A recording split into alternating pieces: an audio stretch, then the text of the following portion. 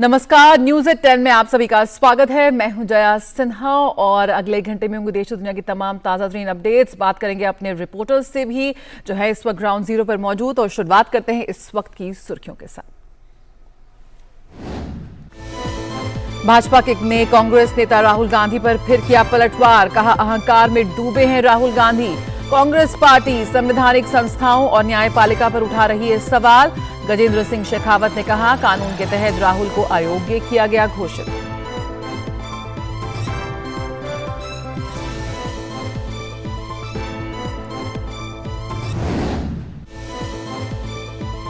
संसद दोनों सदनों में अहम विधायी कार्य सूचीबद्ध, तमाम कोशिशों के बावजूद पक्ष और विपक्ष में गतिरोध बरकरार।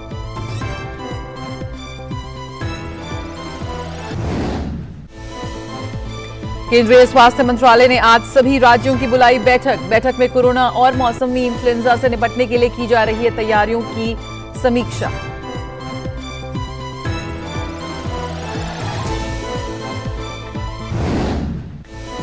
राष्ट्रपति पश्चिम बंगाल की 2 दिवसीय यात्रा पर, नेताजी सुभाष चंद्र बोस और गुरुदेव रविंद्रनाथ टैगोर को श्रद्धांजलि करेंगे अर्पित। राष्ट्रपति नागरिक अभिनंदन समारोह में भी लेंगी भाग।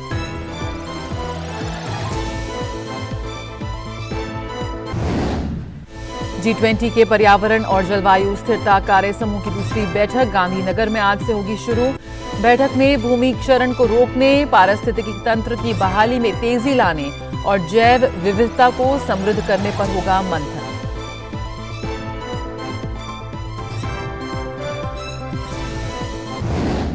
सुप्रीम कोर्ट ईडी के सम्मन के खिलाफ के कविता की याचिका पर करेगा सुनवाई।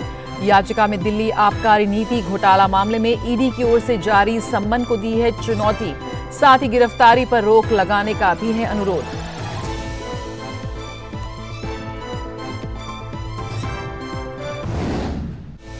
विश्व महिला मुक्केबाजी चैंपियनशिप में भारत ने 4 स्वर्ण जीते। निखत जरीन ने लगातार दूसरा, तो वहीं लवलीना बोरगोहेन ने पहला स्वर्ण पदक किया हासिल। प्रधानमंत्री ने दोनों महिला मुक्केबाजों को दी बधाई।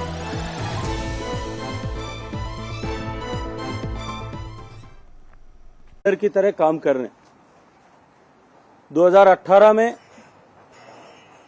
जब सुप्रीम कोर्ट से फटकार लगी, देश की किसी भी और अपने आप को बचाया था। उन्होंने कहा कि न्यायपालिका पर सवाल उठाते हुए कांग्रेस नेताओं ने जिस तरह के अनर्गल बयान दिए हैं, उससे साफ हो गया है कि कांग्रेस नेता संविधान में और न्यायपालिका में विश्वास नहीं करते। न्यायालय के द्वारा मौका दिया जाने के बावजूद भी जिस तरह से उन्होंने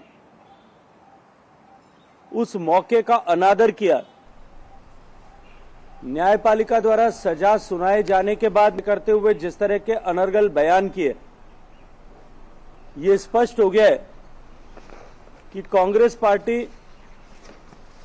पार्टी की लीडरशिप और कांग्रेस पार्टी के सभी स्तर के नेता, उनका न संविधान में, न संविधान की संस्थाओं में और न न्यायपालिका में ही किसी तरह का विश्वास बचा है। उन्होंने कहा कि राहुल गांधी के बयान से ओबीसी समुदाय आहत हुआ है और कोर्ट के द्वारा समय दिए जाने के बाद माफी नहीं मांगने के अवसर को उन्होंने गंवाया। देश के आदरणीय प्रधानमंत्री जी को जाति सूचक अपमान भरे शब्दों से संबोधित करना और उनके नाम से जाति विशेष को और पूरे ओबीसी समुदाय को अपशब्द कहकर के अनर्गल भाषा का प्रयोग करके टिप्पणी करना, निश्चित रूप से इसके चलते जिस तरह से देश का पूरा ओबीसी वर्ग आहत हुआ है। भाजपा नेता गजेंद्र सिंह शेखावत ने कहा कि राहुल गांधी को वीर सावरकर जैसे महान स्वतंत्रता सेनानी के अपमान के लिए माफी मांगनी चाहिए।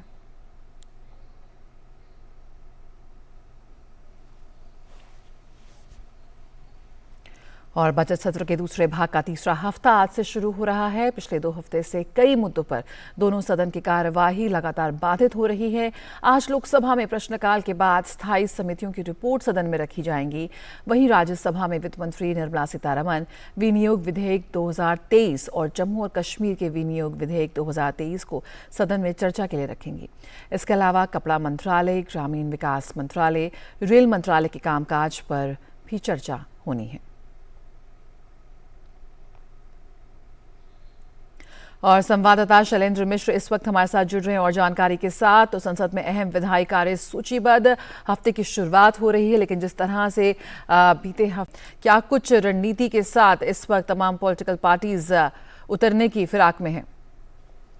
देखिए, संसदीय लोकतंत्र में हमेशा उम्मीद रहती है कि गतिरोध टूटेगा और कामकाज सुचारू रूप से होगा, लेकिन हम देख रहे हैं इस मौजूदा सत्र में गतिरोध टूटने की संभावना कम नज़र आ रही है। और ऐसे में हमने देखा है कि बजट को बिना चर्चा के हंगामे के बीच पारित कराना पड़ा लोकसभा में, और तमाम मंत्रालयों की अनुदान मांगों पर भी चर्चा नहीं हो पाई।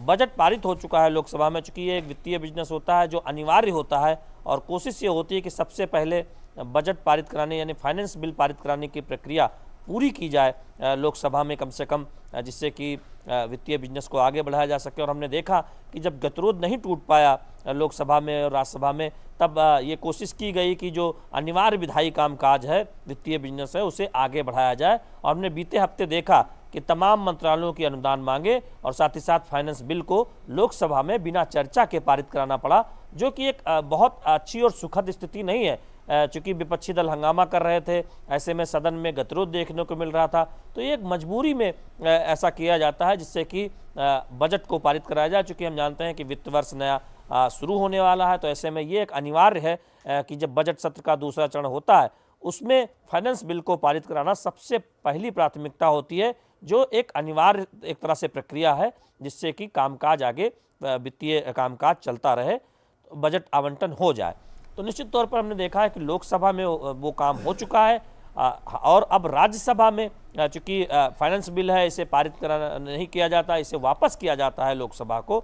तो ऐसे में कोशिश ये होगी सरकार की कि आज राज्यसभा में हमने देखा है कि सूचीबद्ध है जम्मू कश्मीर का जो बजट है जो लोकसभा से पारित किया जा चुका है, राज्यसभा में सूचीबद्ध है। इसके साथ ही साथ बजट पर चर्चा हो, जो तमाम मंत्रालयों के कामकाज है उसको चर्चा कर पारित कराया जाए। लेकिन इस बात की संभावना बहुत कम है कि चर्चा के बाद ये सब पारित होगा। संकेत मिलेगा कि आगे की क्या रणनीति है विपक्षी दलों की।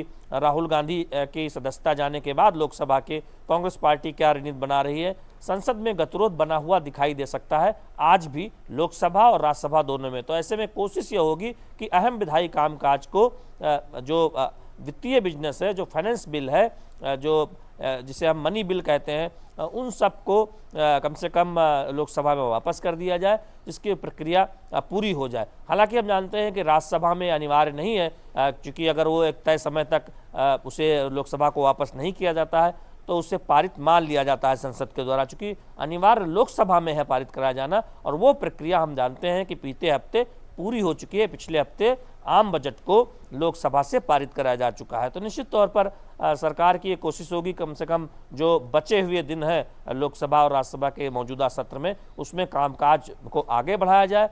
न केवल पत्रावलियाँ सदन पर पटल पर रखी जाए, बल्कि चर्चा भी हो सके, या प्रश्नकाल में कुछ सवाल लिए जा सके। प्रश्नकाल हमने देखा है कि पूरे के पूरे सत्र में न राज्यसभा में न लोकसभा में चल नहीं पाया है। तो ऐसे में कोशिश ये जरूर होगी कि कम से कम प्रश्नकाल दोनों सदनों में लिया जाए, लेकिन इस बात की संभावना क्षीण दिखती है कि सदन में गतिरोध खत्म होगा।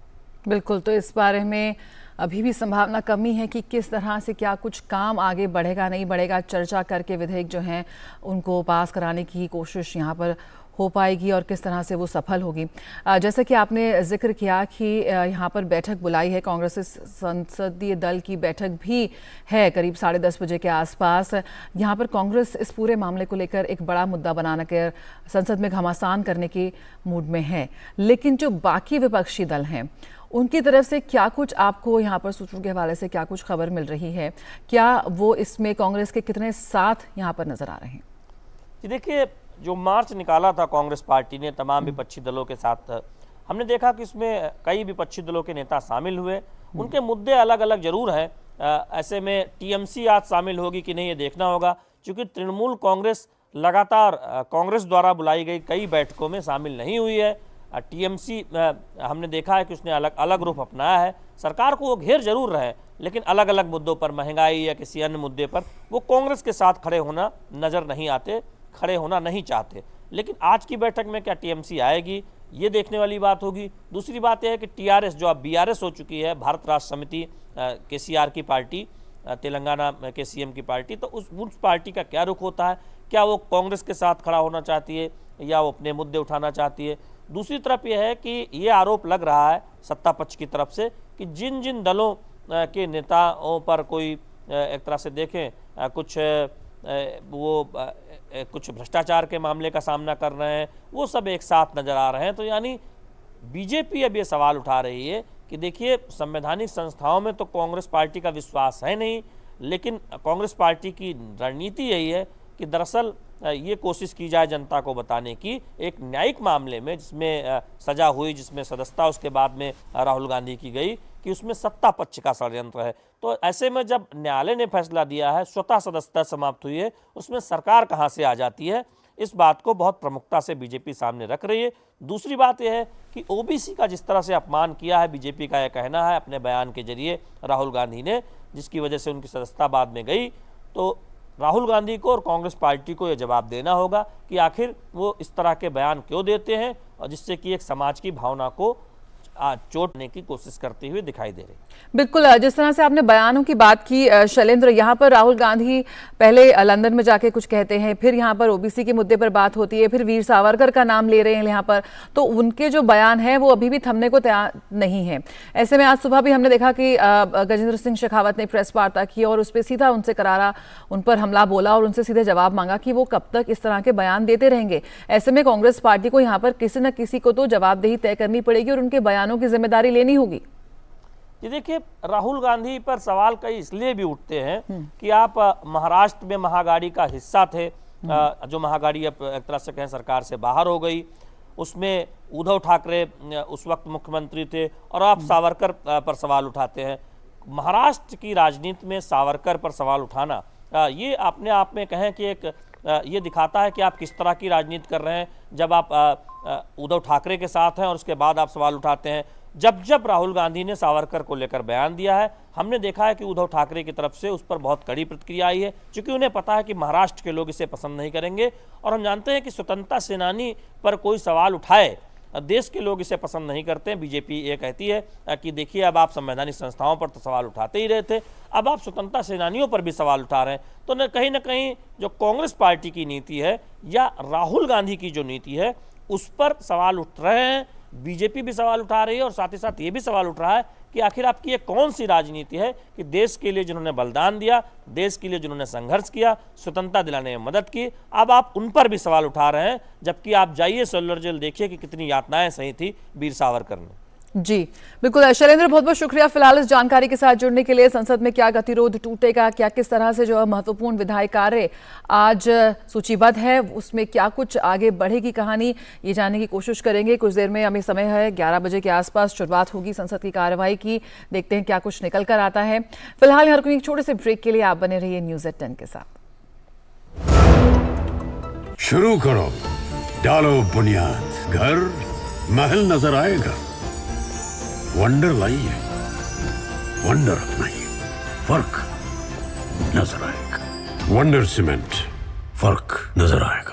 जन औषधि केंद्रों पर मिलने वाली दवाओं की कीमत बाजार में जो दवाएं मिलती हैं उसी क्वालिटी की, लेकिन जन औषधि केंद्र में 50% से 90% तक उसकी कीमत कम होती है। भारतीय जन औषधि परियोजना के अंतर्गत अब तक देश भर में हजारों जन औषधि केंद्र खोले जा चुके हैं, जहां पर 1759 से अधिक दवाइयां और 280 सर्जिकल उपकरण बहुत ही कम कीमतों पर उपलब्ध हैं। अधिक जानकारी के लिए जन औषधि सुगम मोबाइल ऐप को डाउनलोड करें या टोल फ्री नंबर पर कॉल करें। सस्ती एवं उत्तम दवाएं जन औषधि केंद्र से लाएं। ब्रेक के बाद स्वागत है। केंद्र सरकार देश में कोरोना और मौसमी इन्फ्लुएंजा से निपटने के लिए की जा रही तैयारियों की समीक्षा करेगी।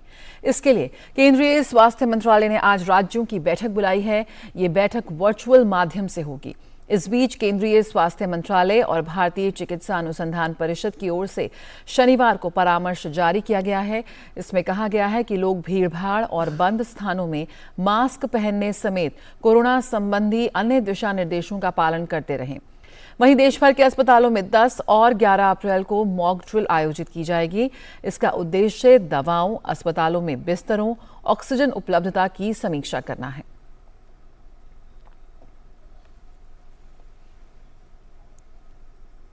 कोरोना संक्रमण के ताजा आंकड़ों पर नजर डालें तो स्वास्थ्य और परिवार कल्याण मंत्रालय के मुताबिक देश भर में पिछले 24 घंटों में कोरोना के 1805 नए मामले दर्ज किए गए हैं। साप्ताहिक पॉजिटिविटी रेट वर्तमान में 1.39% दर्ज किया गया है। इसके साथ ही दैनिक पॉजिटिविटी रेट 3.19% दर्ज किया गया है। देश में कोरोना के सक्रिय मामलों की संख्या 10,300 तक पहुंच गई है।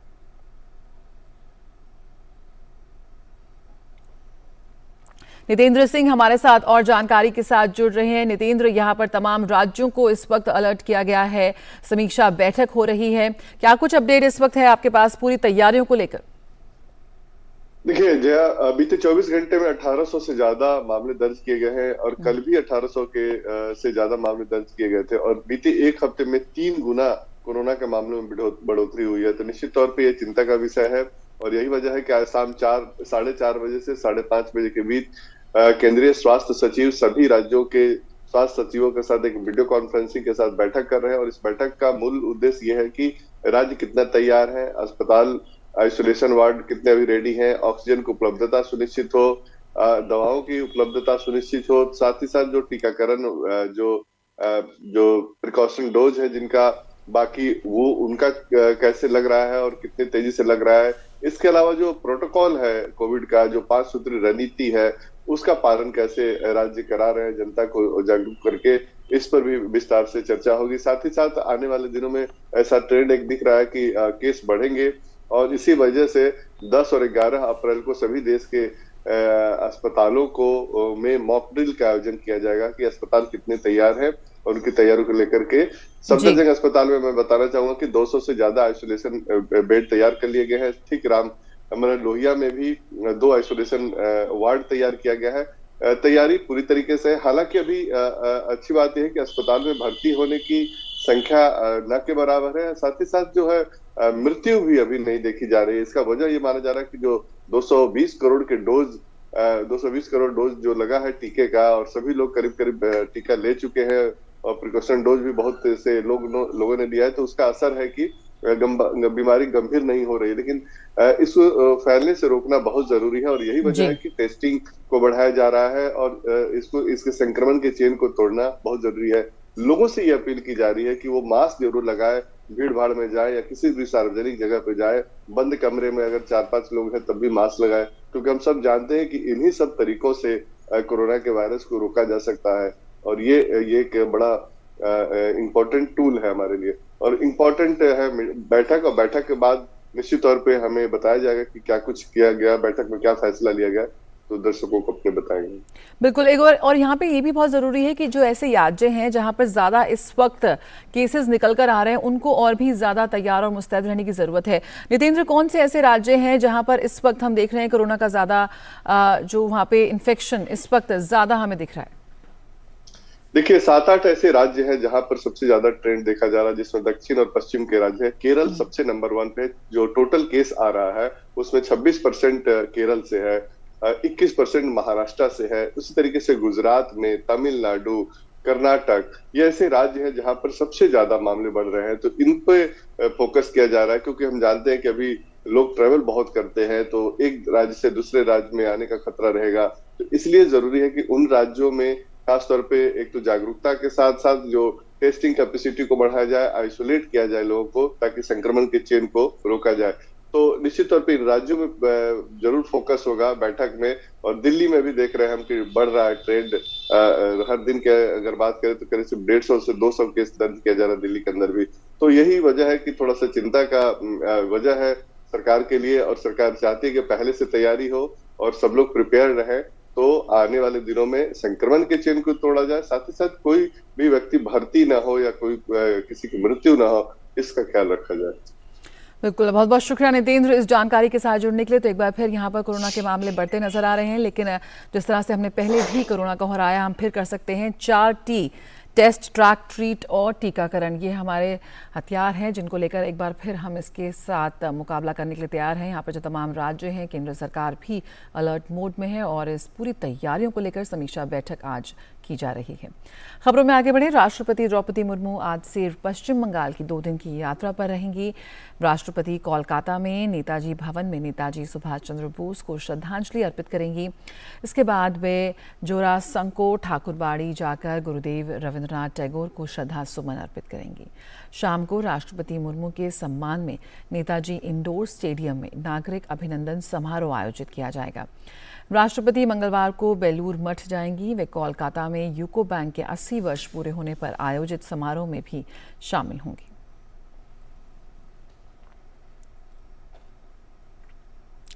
भारत की G20 अध्यक्षता के तहत पर्यावरण एवं जलवायु स्थिरता कार्य समूह की दूसरी बैठक गुजरात के गांधीनगर स्थित महात्मा मंदिर में आज से शुरू होगी।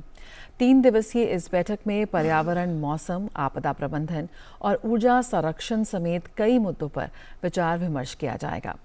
गांधीनगर में इस दूसरी बैठक में पर्यावरण, जैव विविधता, जलवायु परिवर्तन समेत भविष्य में आने वाली चुनौतियों पर चर्चा की जाएगी।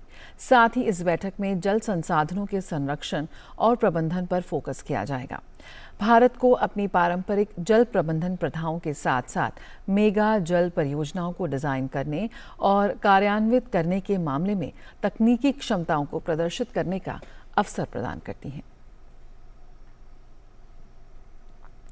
आंध्र प्रदेश के विशाखापट्टनम में कल से 2 दिनों के लिए G20 इंफ्रास्ट्रक्चर वर्किंग ग्रुप की दूसरी बैठक आयोजित की जा रही है।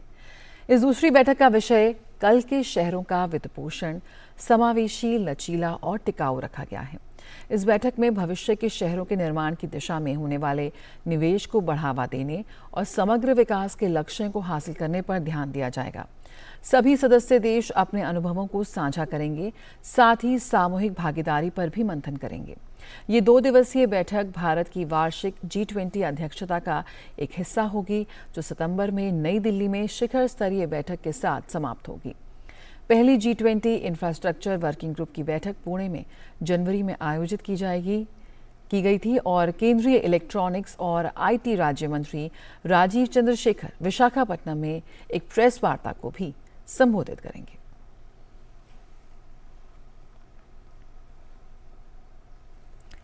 भारत की G20 अध्यक्षता के तहत पहली व्यापार और निवेश कार्य समूह की बैठक मुंबई में कल से शुरू होगी। इस 3 दिवसीय बैठक के दौरान वैश्विक व्यापार और निवेश में तेजी लाने के उद्देश्य से G20 सदस्य देशों, आमंत्रित देशों, क्षेत्रीय समूहों और अंतर्राष्ट्रीय संगठनों के 100 से अधिक प्रतिनिधि चर्चाओं में शामिल होंगे। बैठक के पहले दिन व्यापार वित्त विषय वस्तु पर एक संगोष्ठी का आयोजन किया जाएगा।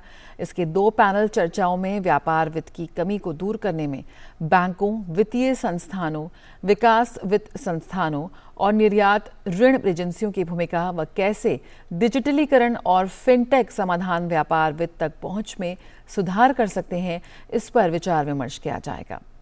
वाणिज्य और उद्योग मंत्री पीयूष गोयल 29 मार्च को TIWG बैठक का उद्घाटन करेंगे।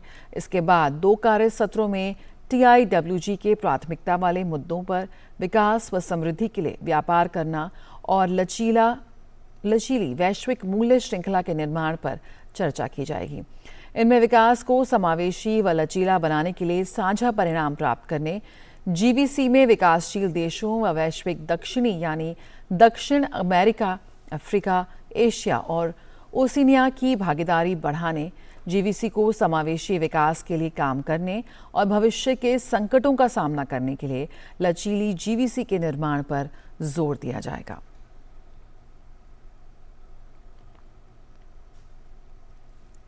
असम के गुवाहाटी में आज चुनाव आयोग का दल परिसीमन प्रक्रिया के संबंध में राजनीतिक दलों और समाज के विभिन्न वर्गों और हितधारकों के साथ विचार विमर्श करेगा। इसके लिए राजनीतिक दलों के प्रतिनिधियों और अन्य हितधारकों का पहुंचना शुरू हो गया है। चुनाव आयोग ने राज्य में चल रही परिसीमन प्रक्रिया की वास्तविकता और इस संबंध में हितधारकों और आम जनता की अपेक्षाओं का पता लगाने के लिए असम का दौरा करने का फैसला किया है। राज्य में अपने प्रवास के दौरान आयोग जिला निर्वाचन अधिकारियों और उपायुक्तों सहित राजनीतिक दलों, जनप्रतिनिधियों, सामाजिक संगठनों और राज्य प्रशासन के अधिकारियों के साथ बातचीत कर वास्तविक स्थिति की जानकारी लेगा। मुख्य निर्वाचन आयुक्त राजीव कुमार और दोनों चुनाव आयुक्त अनूप चंद्र पांडे और अरुण गोयल राज्य में विधानसभा और संसदीय क्षेत्रों के परिसीमन प्रक्रिया पर चर्चा के लिए असम के 3 दिन के दौरे पर कल शाम गुवाहाटी पहुंचे थे। 26 में जो नेशन वाइड डिलिमिटेशन होगा तो नेशन वाइड के साथ एक साथ में होना है। जब एक साथ में होगा तो पार्लियामेंट्री कॉन्स्टिट्यूंसी बढ़ेगा, दिल्ली में हमारे असम का रिप्रेजेंटेटिव बढ़ेगा और असेंबली का एलोकेशन बढ़ेगा, तो बहुत सारी चीज चेंज हो जाएगा। इसलिए हम लोग को ये कहना है कि अभी मिड टर्म को नहीं करके 2026 में नेशन का साथ एक साथ करें, जहां में कॉन्स्टिट्यूंसी का नंबर बढ़ जाए। उत्तर प्रदेश में निकाय चुनाव को लेकर आज सुप्रीम कोर्ट में सुनवाई होगी। कोर्ट से अनुमति मिलने के बाद प्रदेश में निकाय चुनाव की स्थिति साफ होगी। चुनाव में ओबीसी को आरक्षण देने के लिए समर्पित पिछड़ा वर्ग आयोग की रिपोर्ट कोर्ट में दाखिल की जा चुकी है।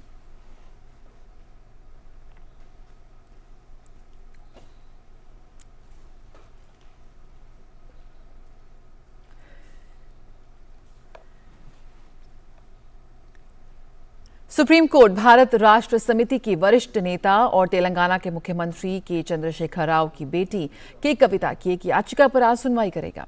याचिका में बीआरएस नेता ने दिल्ली आबकारी नीति को चुनौती देने और गिरफ्तारी से संरक्षण प्रदान करने के अनुरोध वाली कविता की याचिका पर सुनवाई के लिए सहमति जता दी थी।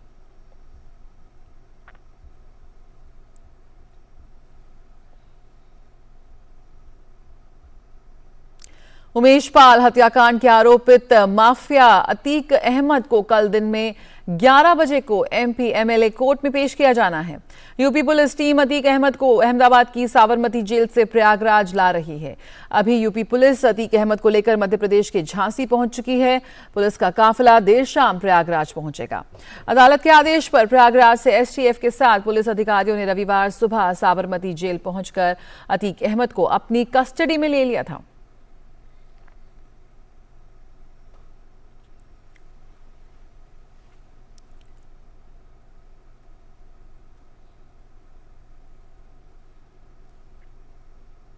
और उत्तर प्रदेश की प्रयागराज पुलिस माफिया से नेता बने अतीक अहमद के भाई अशरफ को बरेली जिला कारागार लेने पहुंची है। अतीक अहमद के भाई अशरफ उर्फ खालिद असीम को आज प्रयागराज लाया जाना है।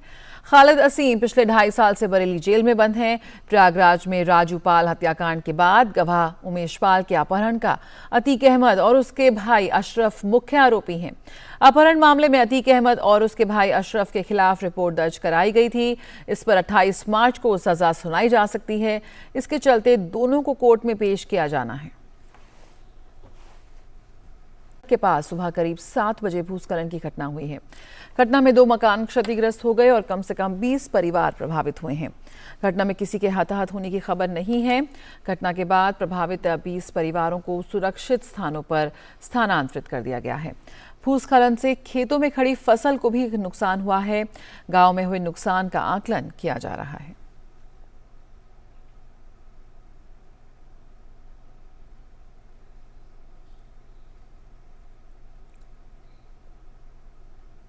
रुकेंगे एक छोटे से ब्रेक के लिए। खबरों का सिलसिला जारी रहेगा, बने रहिए हमारे साथ।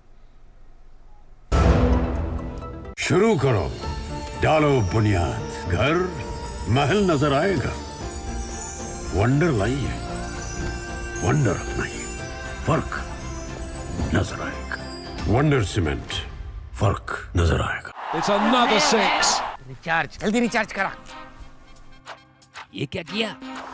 मैच तो गया। पेमेंट कैसे करेंगे? टोकनाइज कार्ड से। टोकन? हाँ, पेमेंट के लिए आरबीआई लाए हैं टोकनाइजेशन। एक बार कार्ड डिटेल्स ओटीपी सीवीवी डालकर टोकन जनरेट कीजिए। कार्ड भी सुरक्षित और बार बार डिटेल्स भरने की नो झंझट। वही सुविधा अधिक सुरक्षित। ऑलराउंडर हो कि मैं। आरबीआई कहता है कि जानकार बनिए, सतर्क रहिए।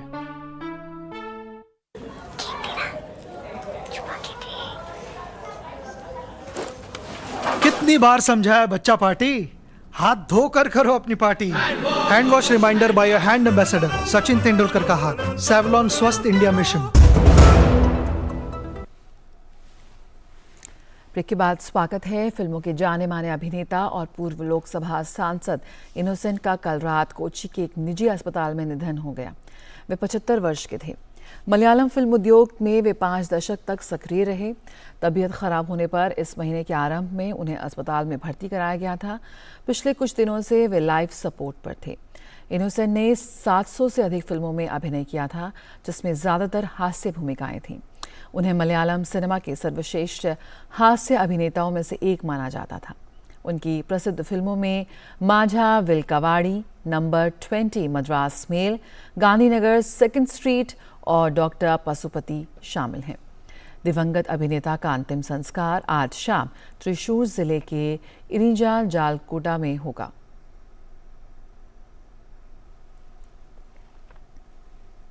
और प्रधानमंत्री नरेंद्र मोदी ने जाने माने अभिनेता और पूर्व सांसद इनोसेंट वारिद थेकेथला के निधन पर दुख संवेदना प्रकट की है।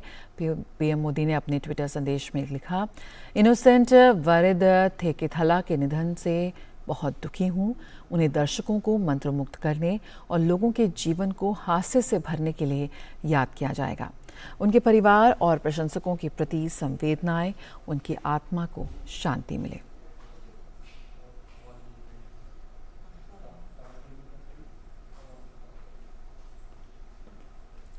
डीडी न्यूज़ ने शुरू की है विशेष श्रृंखला हमारे पद्म।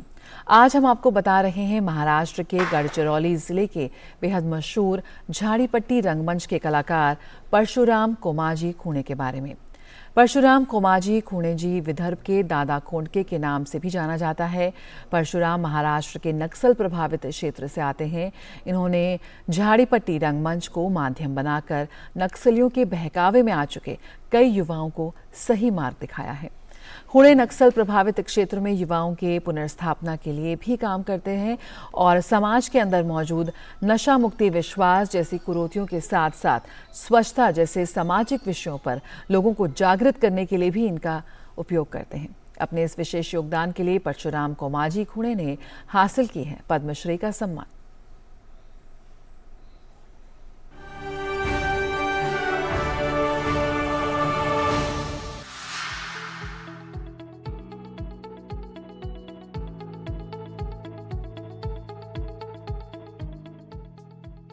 महाराष्ट्र के नक्सल प्रभावित क्षेत्र गढ़चिरौली के झाड़ीपट्टी रंगभूमि कलाकार परशुराम कोमाजी खूणे अपने कार्यों की लोकप्रियता के चलते विदर्भ के दादा कोंडके के नाम से जाने जाते हैं। 70 वर्षीय परशुराम खूणे ने अपने जीवन में 5000 से अधिक नाटकों में भाग लिया, जिसमें उन्होंने 800 से ज्यादा किरदार निभाए। लेकिन ये बेहतरीन कलाकार इस कला के माध्यम से समाज सुधार के लक्ष्य को भी साध रहे हैं। खूणे झाड़ीपट्टी रंगमंच को माध्यम बनाकर नक्सलियों के बहकावे में आ चुके कई युवाओं को सही मार्ग दिखा चुके हैं। वे नक्सल प्रभावित क्षेत्रों में युवाओं के पुनर्स्थापना के लिए भी काम करते हैं और समाज के अंदर मौजूद नशा मुक्ति, अंधविश्वास जैसी कई कुरीतियों के साथ साथ स्वच्छता जैसे सामाजिक विषयों पर लोगों को जागृत करने के लिए भी इस रंगमंच का उपयोग करते हैं। झाड़ीपट्टी रंगभूमि का मतलब ये है कि ये जो एरिया है ये पूरा जंगल से प्रभावित है, जहाँ से जिसे मराठी में झाड़ बोलते हैं, और छोटे झाड़ बड़े झाड़, और पूरा हरा भरा ये परिसर है 3-4 जिले में, गढ़चिरौली, भंडारा, चंद्रपुर। तो इसमें पूरे हर गांव में 2-2 किलोमीटर देहात बसे हैं और हर गांव में नाटक होते हैं। मेरे खानदान में मेरे पंजोबा थे, वो नाटक खेलते थे। मेरे पिताजी कोमाजी पटेल खूणे वो भी नाटक करते थे। मेरे भाई जीवन पटेल वो भी नाटक खेलते। मैं छोटा था उस वक्त। उसके बाद में जो अपने प्राइमरी पढ़ाई के लिए जब मैं अपने मामू के आ गया बालाजी पटेल पुरकर, वहाँ भी पूरा नाट्यमय क्षेत्र है उनके घर में, तो उसमें मैं बाल कलाकार करके वहाँ से जुड़ा था। और बाद में जब कॉलेज में गया तो वहाँ भी मेरे को डॉक्टर रामचंद्र ढोबड़े मिले, मधु जोशी मिले, सुमन कुमार गडेकर मिले, वहाँ भी मैंने नाटक किया और वहाँ से मेरा ये जो पूरा नाट्य जो प्रवास है वहाँ से मेरा अभी तक चालू है। तो उसमें जो जन जागृति इस माध्यम से बहुत नाटक ऐसा है कि जिससे आत्महत्या करना भी कितना पाप है, नहीं करना चाहिए। तो ये जो प्रभाव माध्यम से हमने बहुत नाटक किए, जिसका प्रभाव किसान पर हुआ, मजदूर पर हुआ, मजदूर पर हुआ, और इसे एक समाज जागृति की एक अलग पहचान आ गई। परशुराम खुने ने गुरनोली ग्राम पंचायत के सरपंच के रूप में अंधविश्वास के खिलाफ मुहिम चलाई। एक सरपंच के रूप में उन्होंने विकास की कई नवीन पहल की और महाराष्ट्र सरकार द्वारा कृषि में उनके योगदान के लिए उन्हें क्षेत्रनिष्ठ क्षेत्रकारी पुरस्कार से भी सम्मानित किया गया। परशुराम कोमाजी खुने झाड़ी पट्टी, ये महाराष्ट्र की एक कला है। उस कला के द्वारा उन्होंने बरसों से क्षेत्र की और खुद थिएटर करके सेवा की है। मैं चाहती हूँ कि हमारा हिंदुस्तान ऐसी कलाओं से जागृत हो। ये तो कला ऐसी है कि ज्ञान के साथ उनको अवेयरनेस भी आती है, जैसे साफ सफाई, उसमें वो कुछ भी भवई जैसा फॉर्म होता है वैसा ये फॉर्म लाते हैं।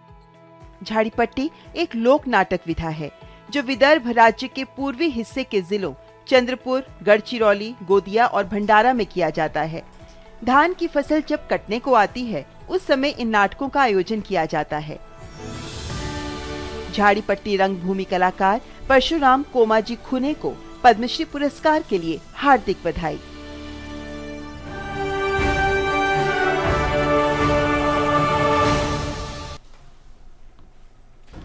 और आज चैत्र नवरात्रि का छठा दिन है। नवरात्रि के छठे दिन मां कात्यायनी की पूजा अर्चना की जा रही है।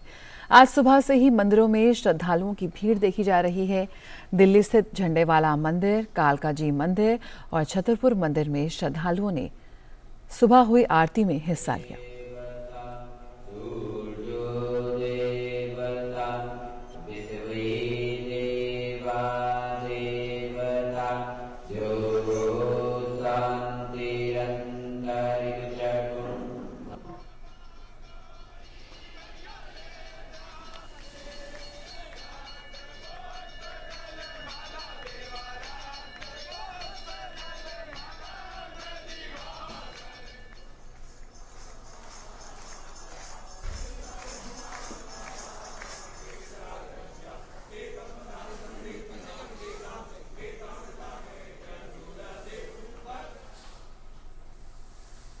मध्य प्रदेश के बांधवगढ़ टाइगर रिजर्व में नए मेहमानों के रूप में 12 सिंहों का सुरक्षित आगमन हो चुका है।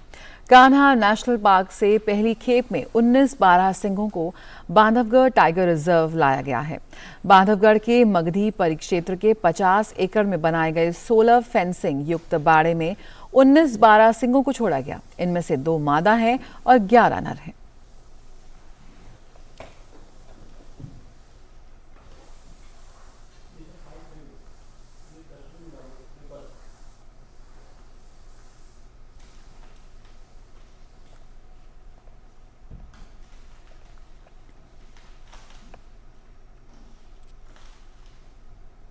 तो कान्हा से बांधवगढ़ टाइगर रिजर्व पहुंचे 19 12 सिंह।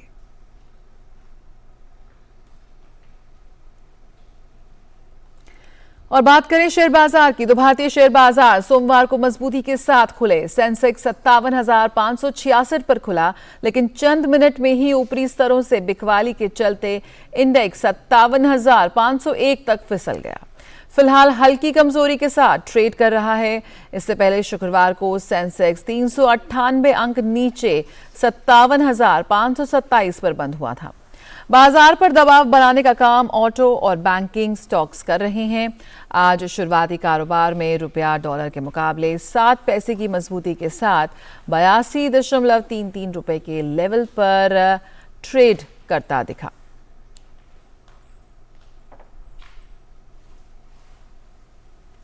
और अंतर्राष्ट्रीय बाजार में कच्चे तेल के दाम में नरमी का रुख है। फिलहाल ब्रेंट क्रूड $75 प्रति बैरल और WTI क्रूड $70 प्रति बैरल के करीब ट्रेड कर रहा है। हालांकि सार्वजनिक क्षेत्र की तेल एवं गैस विपणन कंपनियों ने पेट्रोल और डीजल की कीमतों में कोई बदलाव नहीं किया है। इंडियन ऑयल की वेबसाइट के मुताबिक आज राजधानी दिल्ली में पेट्रोल 96.72 रुपए और डीजल ₹89.62 प्रति लीटर पर टिका रहा। अंतर्राष्ट्रीय बाजार में हफ्ते के पहले दिन शुरुआती कारोबार में ब्रेंट क्रूड $0.09 यानी 0.12% की गिरावट के साथ $74.90 प्रति बैरल के स्तर पर कारोबार कर रहा है। वहीं वेस्ट टेक्सास इंटरमीडिएट क्रूड भी $69.26 प्रति बैरल के स्तर पर ट्रेंड कर रहा है। वक्त एक और छोटे से ब्रेक का, जल्द हाजिर होते हैं। शुरू करो, डालो बुनियाद, घर महल नजर आएगा। वंडर लाइए, वंडर अपनाइए, फर्क नजर आएगा। वंडर सीमेंट, फर्क नजर आएगा। जन औषधि केंद्रों पर मिलने वाली दवाओं की कीमत बाजार में जो दवाएं मिलती हैं उसी क्वालिटी की, लेकिन जन औषधि केंद्र में 50% से 90% तक उसकी कीमत कम होती है। भारतीय जन औषधि परियोजना के अंतर्गत अब तक देश भर में हजार लाइन। और कुछ अंतर्राष्ट्रीय खबरों पर नजर डालते हैं। दक्षिण कोरिया और अमेरिका के बीच चल रहे संयुक्त सैन्य अभ्यास को उत्तर कोरिया लगातार चुनौती दे रहा है। उत्तर कोरिया ने एक बार फिर पूर्वी सागर की ओर 2 बैलिस्टिक मिसाइलें दागी हैं। दक्षिण कोरिया के साथ जापान ने भी ये मिसाइल दागे जाने की पुष्टि कर आपातकालीन चेतावनी जारी की है। इस समय दक्षिण कोरिया और अमेरिका के बीच संयुक्त सैन्य अभ्यास चल रहा है। ये सैन्य अभ्यास 3 अप्रैल को समाप्त होने वाला है। उत्तर कोरिया इस सैन्य अभ्यास का खुलकर विरोध कर रहा है। ये सैन्य अभ्यास शुरू होते ही उत्तर कोरिया कई मिसाइल प्रक्षेपित कर चुका है। इनमें पानी के नीचे परमाणु सक्षम हमले वाले ड्रोन का परीक्षण भी शामिल है। दक्षिण कोरिया के जॉइंट चीफ ऑफ स्टाफ ने कहा कि सेना मिसाइल की उड़ान दूरी और अन्य विवरणों का विश्लेषण कर रही है। इस बीच जापान के प्रधानमंत्री कार्यालय ने भी मिसाइल दागे जाने की पुष्टि कर आपातकालीन चेतावनी जारी की है। जापान के प्रधानमंत्री के कार्यालय ने एक ट्वीट में कहा कि उत्तर कोरिया ने संदिग्ध बैलिस्टिक मिसाइल लॉन्च की है।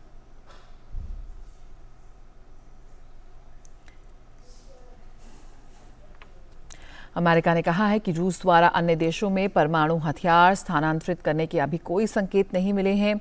अमेरिकी राष्ट्रीय सुरक्षा परिषद के प्रवक्ता जॉन किर्बी ने कल ये बयान दिया।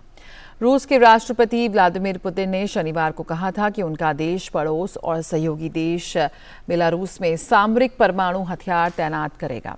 पुतिन ने कहा था कि इस कदम से परमाणु अप्रसार प्रतिबद्धताओं का उल्लंघन नहीं होगा। उन्होंने कहा कि बेलारूस में रूस के 10 विमान तैनात हैं जो परमाणु हथियार ले जाने में सक्षम हैं। रूस के राष्ट्रपति ने जोर देकर कहा कि रूस हथियारों के संचालन का अधिकार बेलारूस को नहीं देगा। उन्होंने अपनी योजना अमेरिका द्वारा यूरोप में हथियार तैनात किए जाने की स्थिति के समरूप बताई है।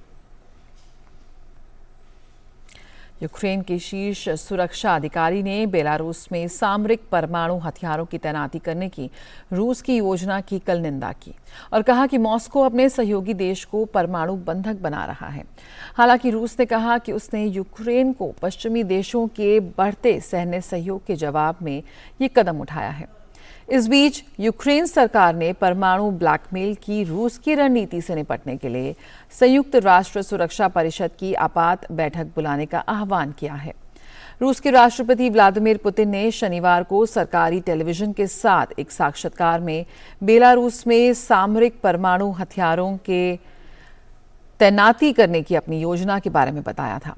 सामरिक परमाणु हथियार युद्ध के मैदान में इस्तेमाल करने के इरादे से बनाए जाते हैं और अधिक शक्तिशाली परमाणु हथियारों से लैस लंबी दूरी की मिसाइलों के मुकाबले कम दूरी पर स्थित लक्ष्यों को निशाना बनाते हैं तथा अपेक्षाकृत कम नुकसान करते हैं। अंतर्राष्ट्रीय परमाणु ऊर्जा एजेंसी के महानिदेशक राफेल मारियानो ग्रांसी आज यूक्रेन के दौरे पर हैं। IAEA प्रमुख अपनी टीम के साथ यूरोप के सबसे बड़े परमाणु ऊर्जा संयंत्र ज़ापोरिज़िया परमाणु ऊर्जा दौरान परमाणु ऊर्जा संयंत्र को बचाने की तत्काल आवश्यकता पर उन्होंने जोर दिया। IAEA के अनुसार 7 महीने से साइट पर मौजूद होने के बावजूद ज़ापोरिज़िया परमाणु ऊर्जा संयंत्र की स्थिति अभी भी अनिश्चित है। जर्मनी में देश के 2 सबसे बड़े परिवहन संघों द्वारा 1 दिवसीय राष्ट्रव्यापी हड़ताल की जा रही है। वंडी सर्विस वर्कर्स यूनियन और ईवीजी यूनियन के नेतृत्व में यह हड़ताल की जा रही है। कर्मचारी देश में बढ़ती महंगाई के खिलाफ विरोध प्रदर्शन कर रहे हैं। वहीं हड़ताल को देखते हुए German rail operator Deutsche Frankfurt airport ने भी आज के लिए सभी उड़ानें रद्द कर दी हैं।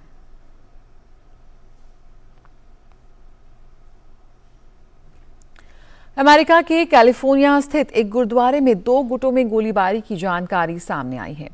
गोली लगने से 2 लोग गंभीर रूप से घायल हुए हैं, जिन्हें अस्पताल ले जाया गया है। जानकारी के मुताबिक अमेरिका के कैलिफोर्निया स्थित सैक्रामेंटो काउंटी के एक गुरुद्वारे में नगर कीर्तन का आयोजन हो रहा था और इस दौरान हजारों लोग गुरुद्वारे में जमा थे।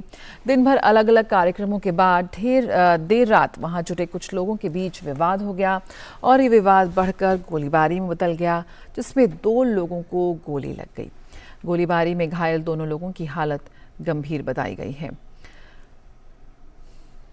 सैक्रामेंटो काउंटी के शेरिफ कार्यालय की ओर से बताया गया है कि गोलीबारी 3 जानने वालों के बीच हुई। पुलिस ने इसे नफरत से जुड़ा अपराध नहीं माना है। अमेरिकी राज्य मिसिसिपी में शुक्रवार को आए शक्तिशाली तूफान से मरने वालों की संख्या 2 दर्जन से अधिक हो गई है। मिसिसिपी इमरजेंसी मैनेजमेंट एजेंसी ने तूफान के बाद ड्रोन फुटेज जारी कर मलबे के बीच तबाह हुए घरों की स्थिति को दिखाया है। राष्ट्रीय मौसम सेवा ने मिसिसिपी में हुई तबाही के आकलन के लिए टीमों को तैनात किया है। मिसिसिपी में राष्ट्रीय मौसम सेवा के अनुसार तूफान लगभग 1 घंटे तक जमीन पर रहा और लगभग 170 से ज्यादा जंगल नष्ट हो चुके हैं।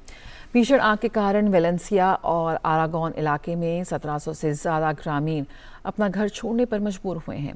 स्थानीय लोग इस बात से चिंतित हैं कि संभावित तेज हवाओं के कारण जंगलों में लगी आग को बुझाने के प्रयास में दिक्कत आएगी। आपातकालीन सेवा ने कहा है कि 20 विमान और हेलीकॉप्टर की मदद से 500 अग्निशमन कर्मी आग को बुझाने का काम कर रहे हैं। पूर्वी स्पेन के इलाकों में जंगलों में लगी आग देखने के लिए आए लोगों को दूर रहने के लिए कहा गया है। इस बीच अधिकारियों ने कहा है कि आरागोन के टेरुयेल इलाके में करीब 200 लोगों को अपने घर वापस लौट आने की अनुमति दी गई है।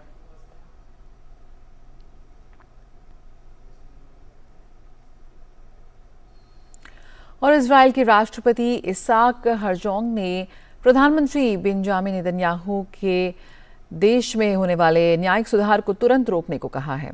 राष्ट्रपति ने एकता का हवाला देते हुए कहा कि इस विधायी प्रक्रिया को तुरंत रोकने की जरूरत है।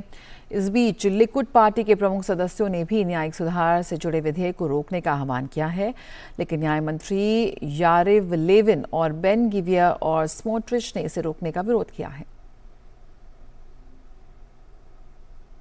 इससे पहले इजराइल के प्रधानमंत्री बेंजामिन नेतन्याहू ने अपने रक्षा मंत्री योआव गैलेंट को कल मंत्रिमंडल से बर्खास्त कर दिया।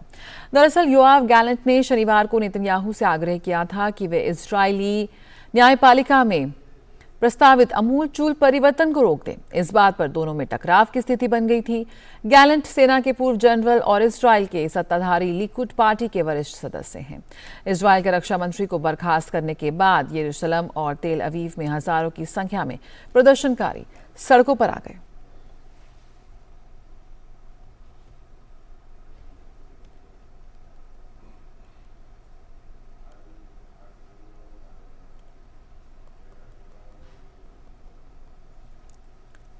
पाकिस्तान के अपदस्थ प्रधानमंत्री इमरान खान ने कल देश को आर्थिक संकट से निकालने के लिए तहरीक-ए-इंसाफ पार्टी का 10 सूत्री खाका पेश किया है।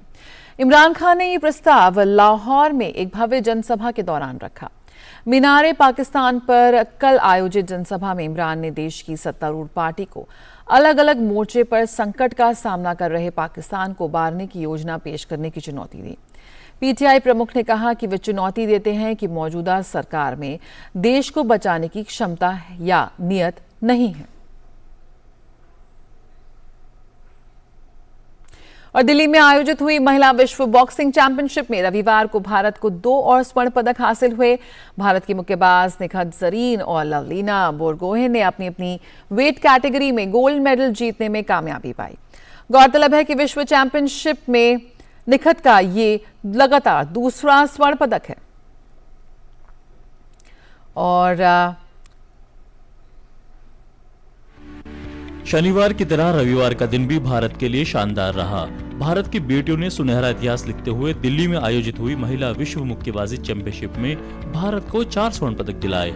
यह पहली बार है जब भारत ने इस प्रतियोगिता में एक से अधिक गोल्ड मेडल जीते हैं।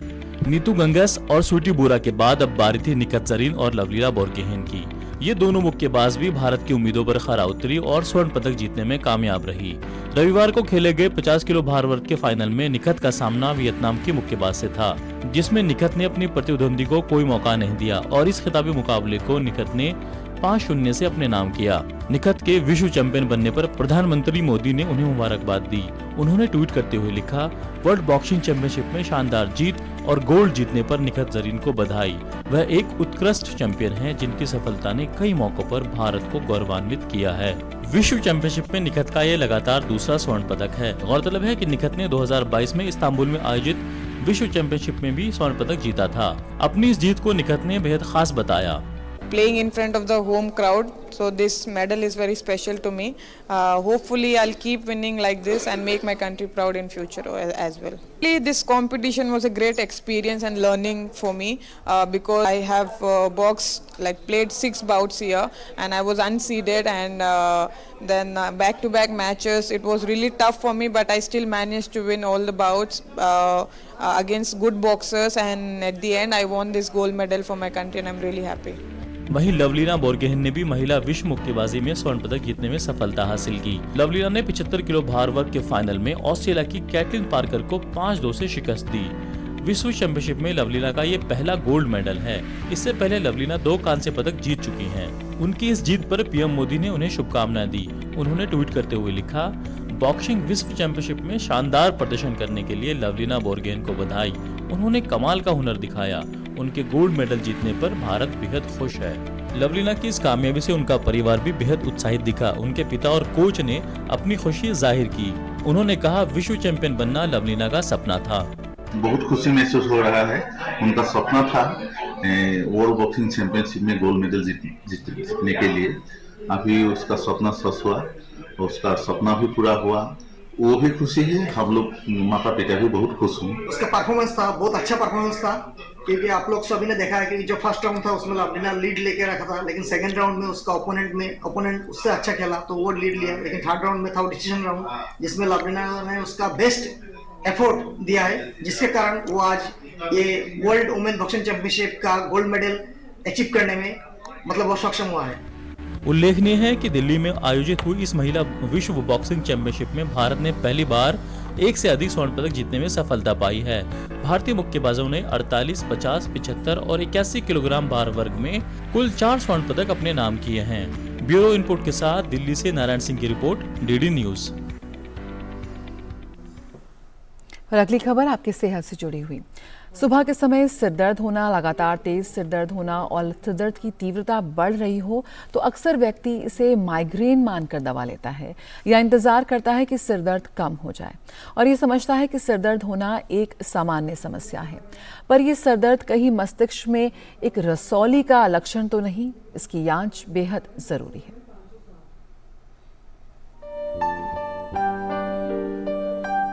मस्तिष्क की रसौली यानी ब्रेन ट्यूमर मस्तिष्क की कोशिकाओं में अनियंत्रित वृद्धि से उत्पन्न होती है। इसके लक्षण रसौली के आकार, उसकी स्थिति और वृद्धि की दर पर निर्भर करते हैं। सिम्टम्स में सबसे पहले ये है कि प्रोग्रेसिवली इंक्रीजिंग हेडेक, मतलब ऐसा सर का दर्द जो कुछ महीनों या कुछ सालों से लगातार हो रहा है और उसकी इंटेंसिटी मतलब उसकी तीव्रता बढ़ती जा रही है और धीरे धीरे ऐसा लगता है कि उल्टियाँ भी आ रही हैं या ये सर का दर्द शुरू में जब सुबह उठते हैं तो ज़्यादा रहता है। इस तरह का सर का दर्द ब्रेन ट्यूमर की तरफ इशारा कर सकता है। इसके अलावा दौरे आ सकते हैं। दौरे भी ऐसा नहीं है कि शरीर में झटके ही आना एक दौरे ही होते हैं। दौरे कई तरह के होते हैं, जैसे आप एबनॉर्मल स्मेल सेंसेशन, आपको एक खुशबू या बदबू अचानक से आने लगी तो ये एक टेम्पोरल लोब एपिलेप्सी का साइन है। इसके अलावा बहुत ही छोटे बच्चों में एक अलग तरह की बीमारी होती है जिसको बोलते हैं हाइपोथैलेमिक हमाटोमा। उसमें क्या होता है कि बच्चे को अजीब तरह के सीजर्स आते हैं जिसमें कि बच्चा बेवजह हंसता है और हंसते हंसते उसको दौरे पड़ जाते हैं, तो इसको बोलते हैं जेलास्टिक सीजर्स। तो ये बहुत ही स्पेसिफिक बीमारी है और कई बार पेरेंट्स इसको नोटिस करते हैं बट सोचते हैं कि ये ऐसे ही है, बच्चे को ऐसी कोई प्रॉब्लम हो गई है, ट्यूमर नहीं है। तो बहुत सारी चीज़ें ऐसी हैं जिनका इलाज संभव है और ब्रेन ट्यूमर एक डेथ सेंटेंस नहीं है। जरूरी है कि लक्षणों को नजरअंदाज न करें और विशेषज्ञ को तुरंत दिखाएं। अगर ब्रेन ट्यूमर है तो बाय डेफिनेशन ये ट्यूमर है, मतलब ये नॉर्मल टिश्यू नहीं है। इसका मतलब कि ये बढ़ेगा और इसकी जो बढ़ने की गति है ये काफ़ी होती है। इवन जो बिनाइन ट्यूमर्स जो होते हैं उनकी बढ़ने की गति 1 से 2 मिलीमीटर प्रति वर्ष होती है। और कई बार ऐसा होता है कि जो ट्यूमर होता है बहुत ही ऐसे हिस्सों में, इंपॉर्टेंट हिस्सों में होता है कि अगर वहाँ पे 1 सेंटीमीटर की भी वृद्धि हो जाए तो मरीज़ की आँख की रोशनी कम हो सकती है, भैंगापन हो सकता है, पैरालिसिस हो सकती है। इसलिए ट्यूमर का जैसे ही पता चलता है अपने डॉक्टर को उनसे सारी विचार विमर्श करनी है, उसके आउटकम के बारे में पता करना है कि ये बिनाइन है कि मैलिग्नेंट है, इसका हम क्या इलाज कर सकते हैं। और इलाज ज़्यादातर चीज़ों का, ब्रेन ट्यूमर्स का एटलीस्ट कंट्रोल कर लेते हैं, सर्वाइवल एडवांटेज है। इलाज की आधुनिक विधियों द्वारा रोगी को ठीक करना और उसका सामान्य जीवन जीना संभव है। किरण भारद्वाज, डीडी न्यूज। तो अपनी सेहत का रखें ख्याल और किसी भी परेशानी को नज़रअंदाज ना करें। इसी के साथ न्यूज़ 10 में फिलहाल इतना ही। मुझे दीजिए इजाज़त। नमस्कार।